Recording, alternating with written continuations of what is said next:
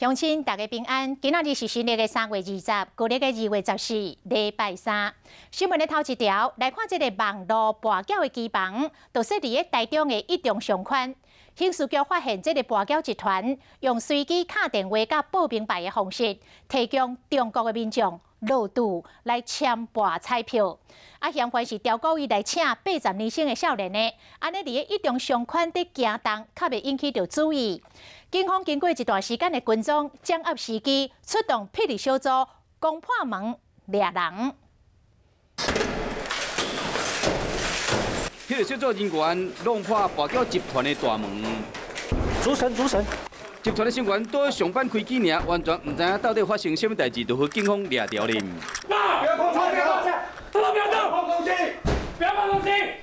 机房伫一中商圈内，实际到现场附近，拢是米甲店，甲卖一寡手指现胶的商店。外表阁是透明的玻璃建筑，完全看袂出来楼顶是网络跋筊的机房。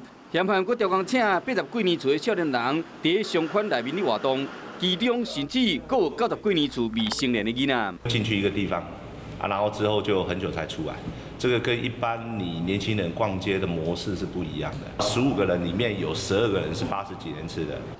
嫌犯透过通讯的软体，随机互人摕报名牌，提供予中国人落去签。